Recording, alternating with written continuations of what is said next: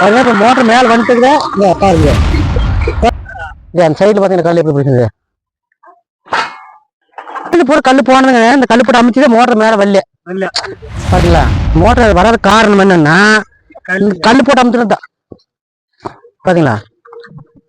இந்த மாதிரி கல் அமுத்துனா மோட்டர் வராது.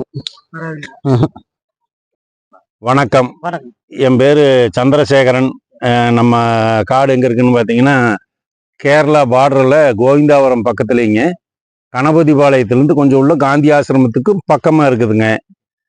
எங்க காட்டுல கிட்டத்தட்ட ஒரு 5 வருஷமா இந்த மோட்டாரு பாருங்க, இந்த பைப்பு போக்குவரத்து எதுவுமே எடுக்க முடியாதுன்னு சொல்லி விட்டுருந்தாங்க.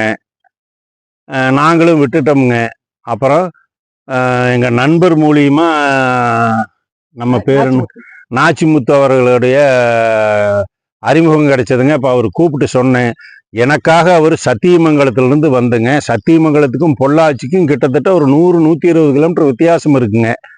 ஆனாலும் வந்து அவர் எனக்காக எடுத்து கொடுத்தாருங்க. இதுக்காக அவர் ஒன்றும் பெருசா எனக்கு எக்ஸ்பெக்டேஷன் வேணும், செலவுக்கு பணம் வேணும்னாலாம் கேட்கவே இல்லைங்க.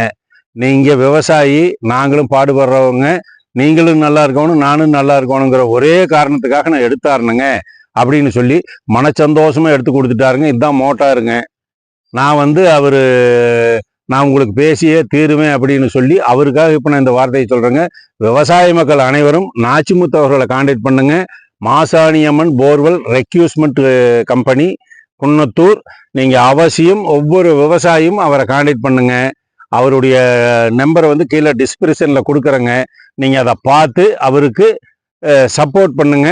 நாமளும் நல்லா இருப்போம். நம்ம நல்லதுக்காக அவர் உழைச்சாலுமே நம்ம நல்லதுக்காக உழைக்கிறார். அந்த உழைப்பை நம்ம என்னைக்கும் மரியாதை கொடுத்து காப்பாற்றணுங்கிறது ஒரு விவசாயியா என்னுடைய பணிவான வேண்டுகோள். வணக்கம்.